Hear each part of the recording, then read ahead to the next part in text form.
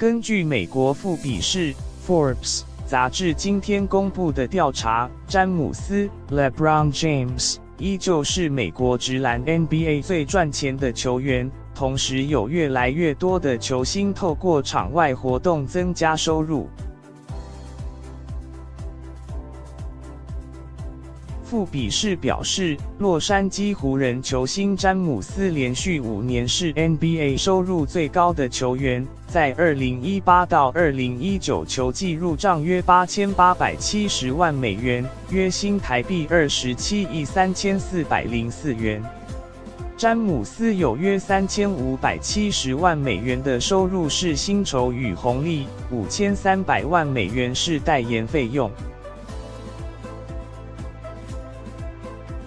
金州勇士王牌控卫科瑞 Stephen Curry 名列收入排行榜第2名，进账7950万美元，薪资占3750万美元，代言费为4200万美元。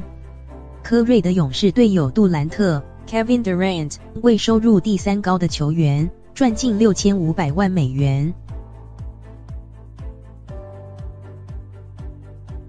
杜兰特约有3000万美元的收入是薪资，代言费为3500万美元。根据富比士，杜兰特踏入 NBA 后捞金超过4亿美元。奥克拉荷马雷霆卫斯布鲁克 Russell Westbrook 是排行榜第4名，收入达5370万美元。卫斯布鲁克的收入主要来自与雷霆签署的丰厚合约，据称5年价值2亿700万美元。他也透过代言入账1800万美元。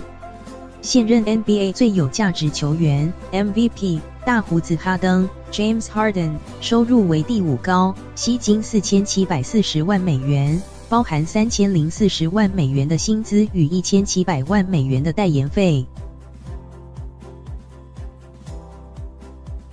富比士调查指出 ，NBA 收入前10名的球员，今年总共赚近5亿4000万美元，比5年前高出1亿8000万美元。